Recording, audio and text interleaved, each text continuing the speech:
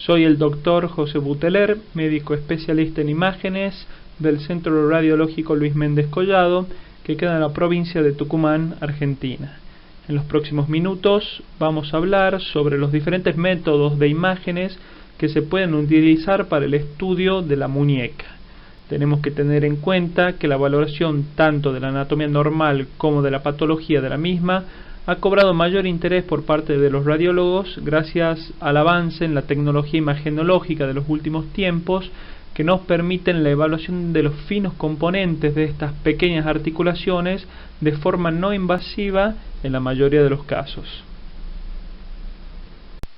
El objetivo que nos planteamos para esta clase es repasar cuáles son los diferentes métodos imagenológicos que podemos implementar en el estudio de la muñeca, valorando sus ventajas y desventajas, y conocer las modalidades diagnósticas más recientes en el estudio de estas pequeñas articulaciones.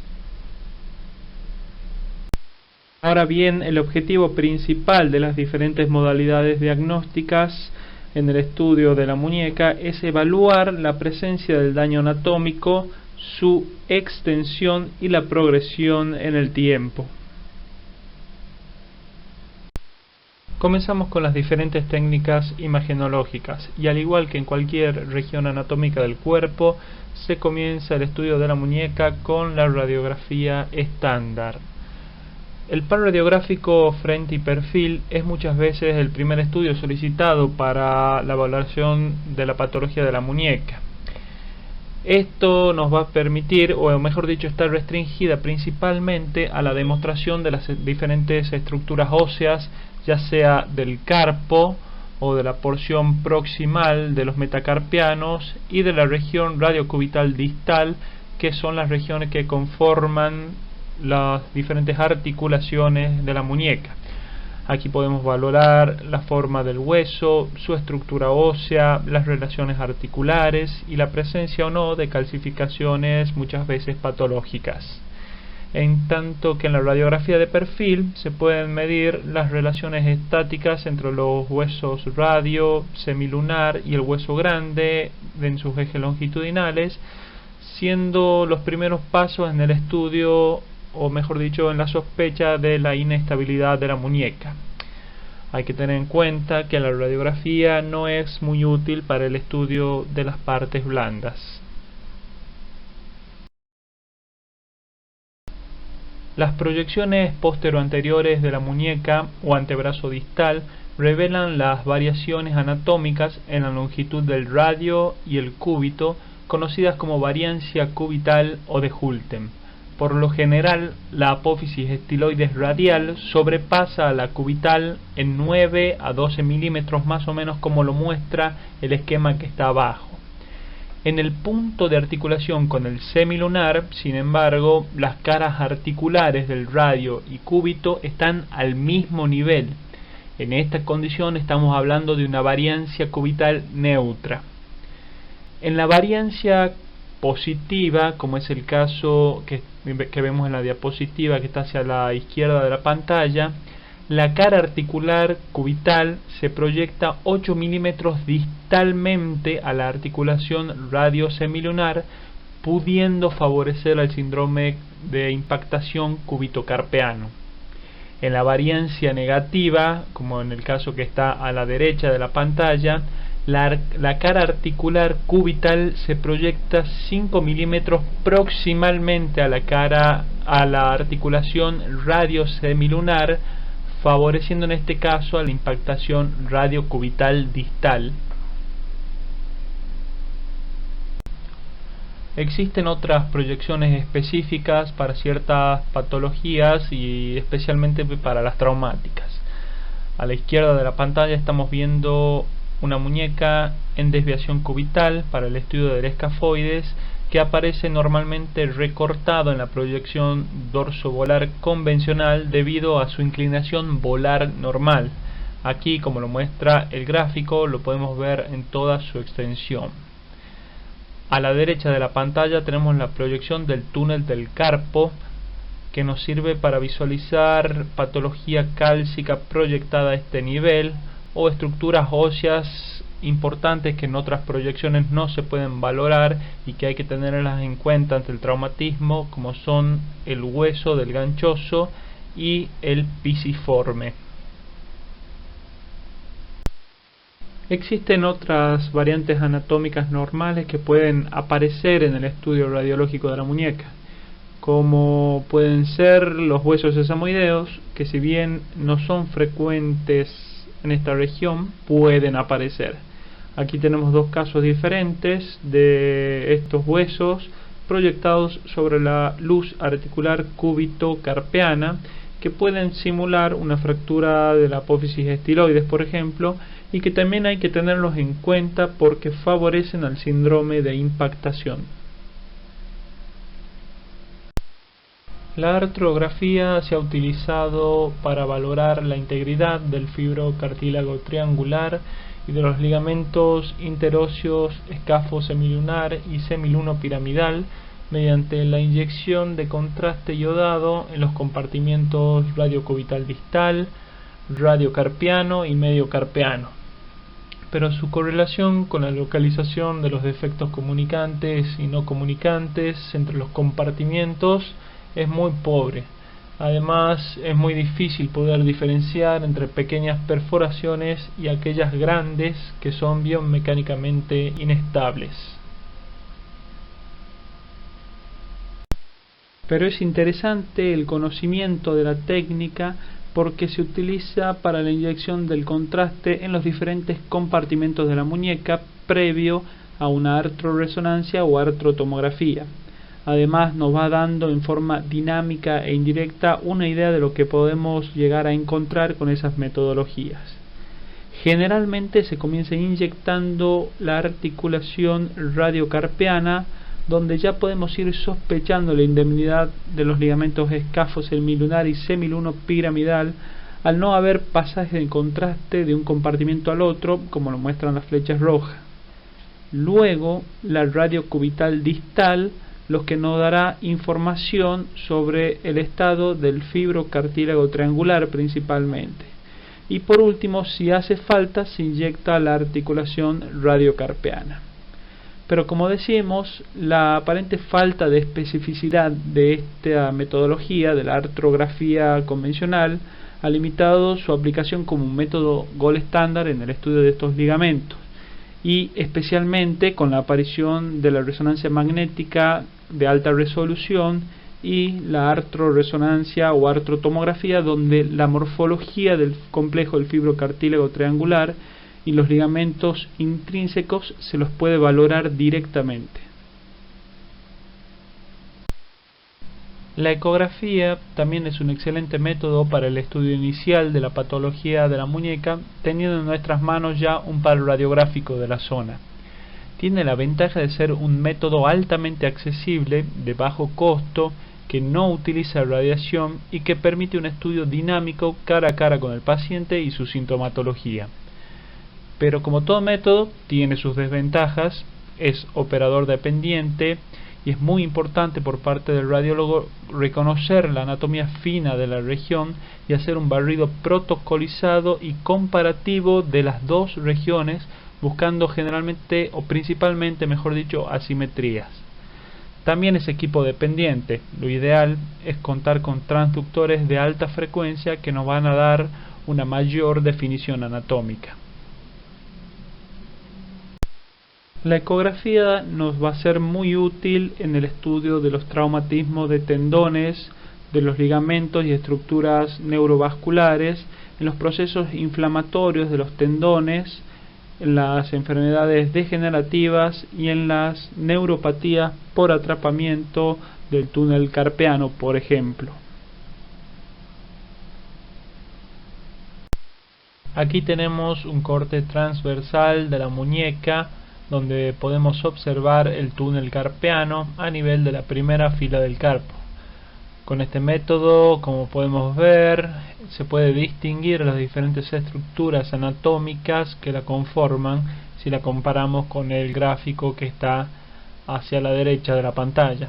Aquí tenemos el hueso escafoides, el semilunar, el piramidal y el pisiforme. Por aquí está el paquete básculo nervioso del canal de Guyon, que está conformado por la arteria, vena y nervio cubital, que aparece como de color amarillo. Después tenemos el paquete de los tendones flexores del carpo, el flexor radial del carpo y el flexor largo del pulgar. Con amarillo acá podemos ver el nervio mediano y por arriba el retináculo flexor. Aquí tenemos un corte longitudinal siguiendo el eje del primer compartimiento dorsal de la muñeca, donde podemos observar a los tendones abductor largo y extensor corto del pulgar marcados con las flechas rojas. Es muy importante el barrido de este compartimiento ante pacientes con dolor en el lado radial para descartar esta patología que se llama tenosinovitis de Kerbein, donde vemos un aumento del líquido sinovial peritendinoso y del espesor del tendón. También en estos casos podemos utilizar la modalidad Doppler en estos procesos de tendinosis, donde generalmente vamos a observar un aumento de la vascularización de la zona, como es el caso que estamos presentando.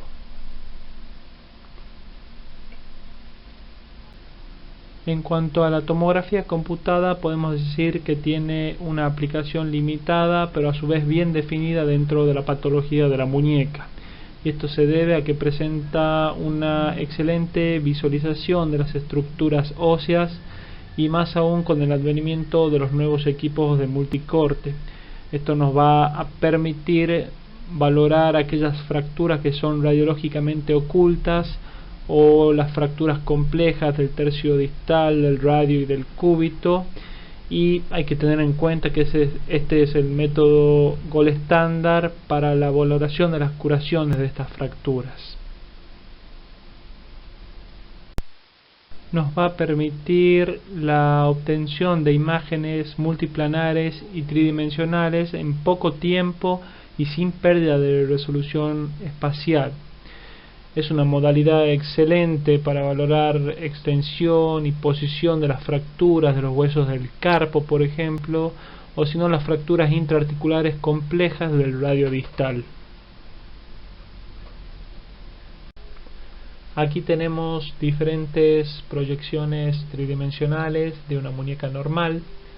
Las mismas nos permiten brindar un excelente detalle anatómico y las diferentes entidades patológicas, siendo muchas veces vitales para el diagnóstico de fracturas ocultas en radiografías, por ejemplo.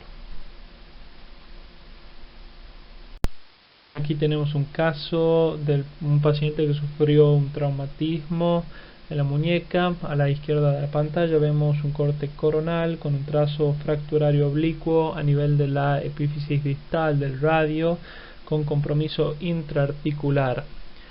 Luego a la izquierda de a la derecha de la pantalla, vemos las reconstrucciones tridimensionales del mismo paciente, donde se evidencia con mayor claridad el trazo fracturario y su compromiso intraarticular gracias a la sustracción de los huesos de la primera fila del carpo.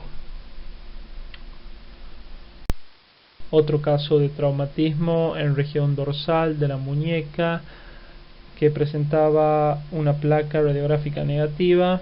Aquí podemos observar en la tomografía multicorte realizada en nuestro servicio, tanto en el corte sagital como axial, una pequeña fractura avulsión de la cara dorsal del hueso piramidal.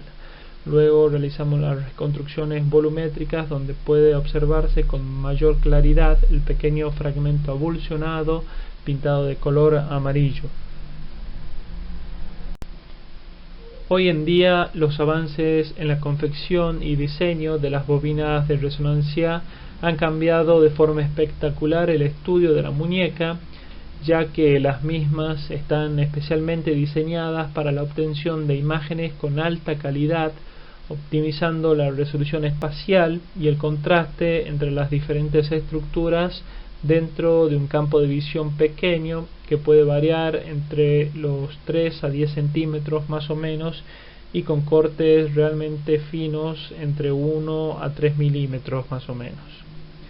De esta manera, la resonancia proporciona una visualización excelente de los ligamentos del carpo y del fibrocartílago triangular, habiendo reemplazado actualmente a exploraciones invasivas como lo era la artrografía convencional en el diagnóstico de su patología.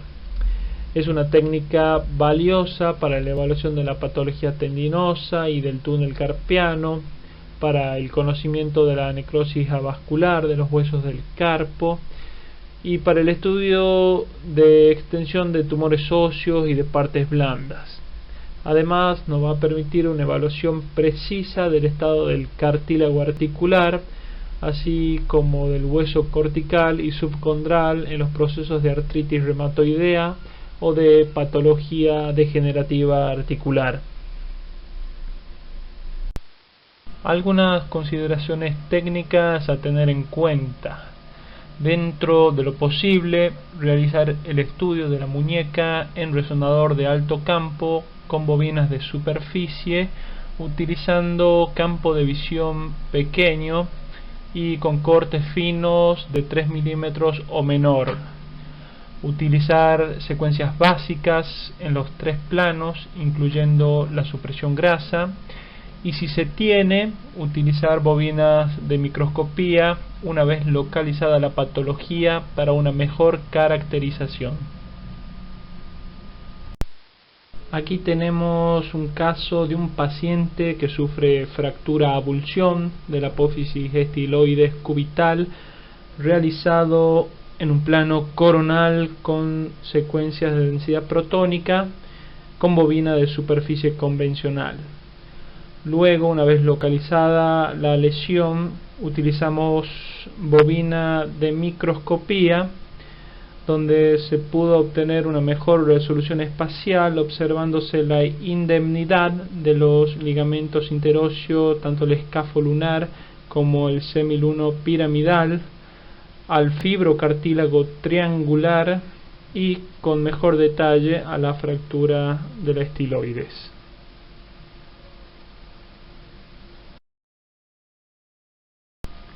Otro caso de patología, esta vez a nivel del fibrocartílago triangular, donde en la secuencia STIR coronal podemos ver un aumento de la señal del mismo a la altura de la inserción cubital. Luego se estudió la zona con bobina de microscopía para caracterizar mejor la lesión, observándose rotura del fascículo que se inserta en la porción distal del estiloides.